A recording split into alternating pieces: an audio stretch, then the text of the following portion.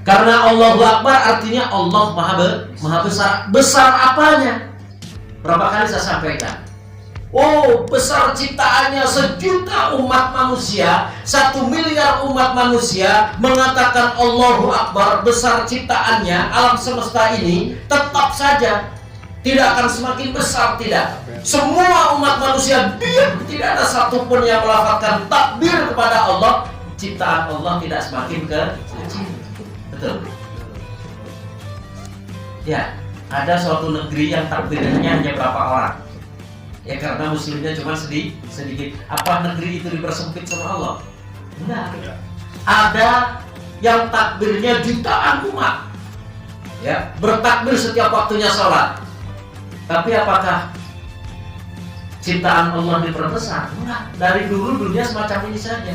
Maka pengertian takbir yang dimaksud yang pertama, takbir dengan begitu kencangnya hati kita berteriak, menjerit, bergetar. Karena apa? Ciri-ciri orang-orang yang beriman tadi, wa idza dzukirallahu wajilat qulubuhum.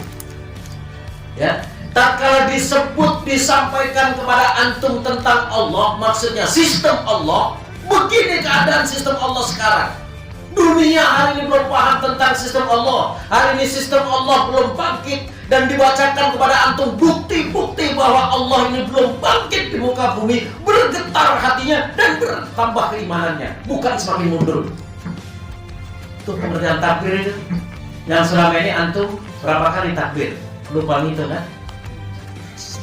Berapa kali takbir?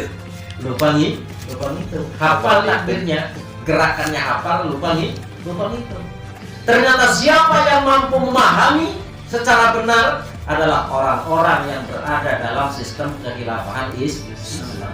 Maka tatkala antum takbir pertama, ya Allah sesungguhnya umatmu ini besar ya Allah, seperti dahulu yang pernah terjadi pada zaman Rasulullah dan para sahabat. Kini umatmu kecil ya Allah, tidak ada satupun di dunia ini negara yang mengagungkan asmamu. Maka tugas saya hari ini mengajak orang lain, umat lain, manusia lain agar mereka paham, mereka berada dalam sistemnya Allah. Dakwah. Dakwah walaupun tapi sini berat. Dan ini kita jangan jadi orang sombong. Sombong itu apa? Merasa benar, ingin masuk surga sendiri. Ayatnya ku anfusikum wa anfusakum wa ahlikum. Nah, coba. Kalau kita sudah merasa benar bahwa kita ini berada dalam jalur yang benar, maka contohlah kepada Nabi. Kabar berita bahagia ini berikan pertama kepada orang yang paling dekat, yang setiap saat melindungi dan menyelimuti kita. Siapa itu? Istri kita. Dan itulah minta kepada Rasulullah. Tatkala Rasulullah dapat perintah Iqra ya Muhammad, Iqra ya Muhammad, Iqra ya Muhammad, disuruh merubah sebuah sistem yang begitu dahsyatnya dipimpin oleh seorang presiden yang gelarnya sarjana hukum. Pertama kabar gembira ini tumpah curahkan kepada sang istri. Tatkala semua orang sedang menolak kenabian, tatkala semua tidak mengakui Muhammad sebagai nabi, tatkala orang lain tidak siap untuk berkorban, sang istrilah yang pertama mengikrarkan, mengakui bahwa suaminya berada dalam sistem yang benar. Dan kalau mereka tidak mengakui kenabian dan kerasulannya, istrilah yang membawa suaminya kemana? Kepada orang yang paham dengan sejarah kenabian. Tatkala semua orang belum siap untuk mengorbankan harta dirinya, Khadijahlah yang siap menjadi orang miskin. Luar biasa. Ya, tadi ya.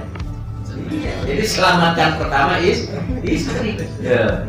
Demi apa? Demi untuk mencetak generasi-generasi yang siap berjuang walaupun kita ini dalam keadaan capek. Memang perintahnya begitu, farji'il basara karratain yang kali ilaikal basara fashiq. Berilah mereka pemahaman berulang-ulang, tabib berkali-kali, binayah berkali-kali, suruh berkali-kali, berikan program yang sepadat mungkin.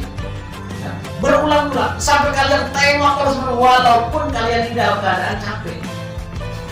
Sampai kalian tidak menemukan kekurangan ataupun kecacatan, semuanya siap. Jadi kalau antum hari ini ingin paham tugas kita, ibadah kita yang paling afdal hari ini, di samping kita melaksanakan sholat, di samping kita melaksanakan saum, di samping kita melaksanakan ritual yang lain, kita mengajak umat bersatu. Cita-cita tinggi umat Islam untuk mati syahid jarang, sulit untuk kita dapatkan atau kita wujudkan. Apa? Dakwahnya hanya dakwah akidah. Tapi kalau semua umat Islam Indonesia sudah bersatu, baru kita ekspansi. Rahmatan lil alamin, sebagaimana contoh Rasulullah SAW selama 13 tahun Rasulullah berdakwah di negeri Mekah, tidak ada setetes darah pun yang dikeluarkan. Tapi bagaimana untuk mewujudkan Islam rahmatan lil alamin agar semua merasakan nikmatnya Islam, maka beliau berdakwah antar negeri. Yang ketiga, Allahu Akbar. Yang ketiga apa? Mengagungkan hukum Allah, yaitu Al-Quran. Boleh kita cium Quran, boleh kita bawa dengan sopan, boleh kita tempatkan Quran yang tinggi, tapi bukan hanya sekedar teori saja, tapi kita buktikan. Ya, kita sucikan Al-Quran, kita angkat tinggi-tinggi derajat Al-Quran, kita taruh Al-Quran di tempat yang paling tinggi, jangan sampai di bawah lutut kita. Maksudnya apa? Ini adalah hukum Allah, ini adalah syariat Islam yang harus kita angkat tinggi-tinggi dan kita realisasikan hukumnya. Begitu. Quran ditaruh di tempat yang paling tinggi, tapi ternyata kandungannya, hukum syariatnya diinjak-injak, nggak ada gunanya.